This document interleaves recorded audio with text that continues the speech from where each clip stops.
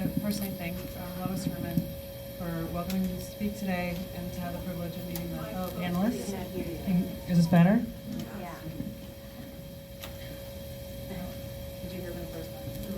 No. Okay, I would like to personally thank Lois Herman for welcoming me to speak today and for the privilege of meeting the fellow panelists. Per the request of French leadership, following work with regards to Iran and the Democratic Republic of Congo, I was requested to become involved in addressing the Syria crisis in 2012.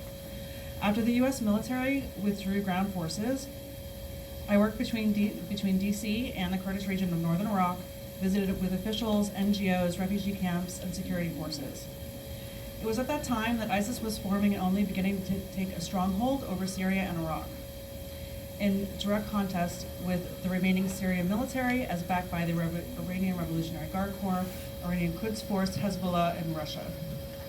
In order to understand the impacts of violent extremism on women and children in Iraq and Syria, it's important to first understand where the threat is coming from.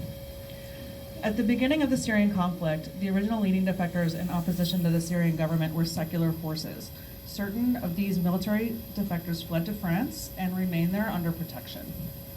What we now see as the Syrian Democratic Forces are what we were proactively encouraging between 2012 and 2013 to bring the majority secular Syrian military defectors together with the Kurdish forces and engage in defensive measures towards a peaceful transition. Today on the front lines, brave Arab and Kurdish women participate together in the defensive, law enforcement, and localized peacekeeping. The women peacekeeping forces include the Women's Protection Units, YPJ, Beth Moraine Women's Protection Forces, Martyr Amara Arab Women's Battalion, and the Free Women of Raqqa Battalion. Unfortunately, the proposal at the time was not that simple. The extremist Free Syrian Army brigades joined together with Al-Qaeda, Taliban, and other foreign militants that entered Syria into the bloodletting. During this reign of ISIS between Iraq and Syria, 8 million people were dominated under brutal conditions, while ISIS exploited the warfare for billions of dollars in revenue from oil, extortion, robbery, and kidnapping. According to the Syrian Observatory for Human Rights, as of March 2018, there have been over 350,000 deaths in Syria, including 106,000 civilians, since the uprising began in 2011.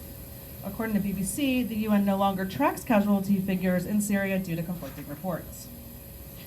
Today, ISIS is nearly eradicated from Iraq and Syria, yet remnants remain, and moreover have spread throughout the world by diversifying into new cells. The United States, Canada, France, Germany, UK, Libya, Egypt, Turkey, Saudi Arabia, Yemen, Somalia, Cameroon, Nigeria, Afghanistan, Pakistan, Southeast Asia, Australia, and more.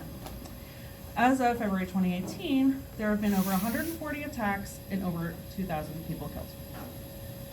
Nearly all of those countries and dozens more are now involved in the global coalition to defeat ISIS, which was established in 2014. Inside Iraq and Syria, violent extremism remains, but it has just changed form yet again.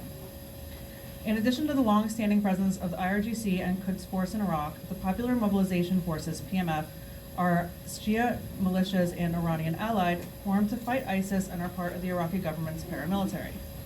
For example, in the disputed Kurdish region of Iraq, Kurdish control of Kirkuk has been pushed back by Iraqi forces, and it's reported that the Iranian military now controls oil-rich Kirkuk. Iran's military backing of the Syrian government remains strong, including the IRGC, Quds Force, intelligence services, and law enforcement forces. However, ISIS is reorganizing, exploiting continued conflicts, and are focused in offensive against the Iraqi government. An estimated 20 to 40,000 ISIS-related forces remain in Iraq and Syria. They spread into cells, active in rural and remote areas, continue kidnapping for ransom, assassinations, and strategic attacks against infrastructure. While many foreign militants are fleeing the territory, ISIS fighters are also captured. ISIS fighters are often accompanied by women and children who are taken into custody.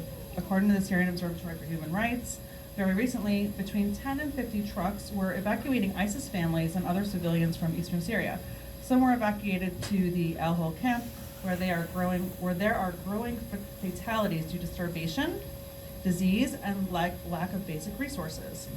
According to Amnesty International, women and children in Iraq connected to the Islamic State militants are being placed into refugee camps, where they are subject to sexual abuse and denied basic needs like food and water.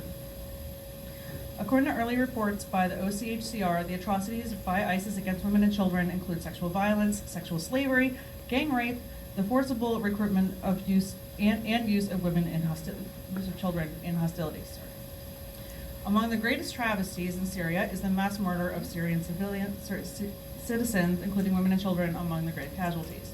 The world recalls in August 2013 when Syria used chemical weapons, killing hundreds of civilians, including women and children, and again in April 2017 when the Syrian government used sarin gas, killing 89 civilians that included 10 children. Another example is one of the Hezbollah brigades, which executed 82 civilians, including 11 women and 13 children, in the battle for Aleppo. The Syrian Observatory for Human Rights reports casualties and atrocities on a daily basis. In recent days, the civilian death toll is up to 145 civilians, including 85 women and children, following the Russia-Turkey agreement. In 1 week, ground shelling killed 36 civilians, including 23 women and children. In Iraq, in 2015, many women, political and societal leaders were murdered by ISIS. Around that time, there was a mass execution of 300 civil servants and 50 were women. Days after this incident, another 12 elections workers were murdered by ISIS, including 4 women. According to a UN report in 2015, ISIS held as many as 3,500 people as slaves, including predominantly Yazidi women and children, plus other religious and ethnic minorities. Women were put into holding and then sold at slave markets to ISIS fighters. Through the ISIS attacks, women were sold into slavery. Most women have been exploited as sex slaves, sold to ISIS militants for $100 to $2,000. Sex slaves are also given to incentivize ISIS leaders, including widows of executed men. Sex slaves are passed between as many as 6 different owners and are used as a commodity. Women refusing sex acts are murdered. As many as 19 women were murdered in 1 day in Mosul for refusing to comply with ISIS militant sexual demands. Those who have attempted to flee have been followed and confronted by their rapists all the way into Germany and Europe. According to other reports, ISIS sanctions rape and physical abuse for girls as young as 9 years old. Some survivors report that women are gang raped and subjected to gruesome punishments, including beatings and being forced to watch militants rape friends and family. Children are most often abducted to be trained as combatants. They are also seized from schools and forced into training camps. ISIS regularly engages in kidnapping and ransom schemes. Women and children are used as bargaining chips in exchange for as much as $27 million in one ransom payment, plus the ISIS wives and children who have been held captive by the Syrian government. In one incident, women and children were part of a group of 30 people who were kidnapped by ISIS during an attack, killing 216. While in ISIS custody, women are known to die or be killed. Though this is not a new issue, Syrian girls have been widely subjected to child marriage, especially through the refugee crisis in Jordan, Lebanon, Iraq, and Turkey. Some child marriages are used to mobilize Syrian families into exile. However, many child and forced marriages are used among militant groups in Iraq and Syria with sexual violence as a weapon of war to panic, intimidate, and displace populations. Unfortunately, women are not exempt from participating in the atrocities and recruitment of women into violent extremism, though it's a question of voluntary versus forced participation in the extremist group. According to reports, women can earn thousands of dollars per woman recruited into violent extremism. This transition of wealth is not necessarily available to those who are forced to participate in extremism. Rather, it's suggested that the number of women jihadis is widely underreported.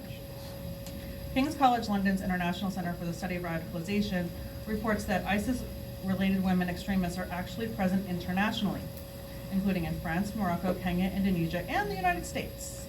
That 4,761 of the 41,490 foreigners joining ISIS in Iraq and Syria were women, and 4,640 were children.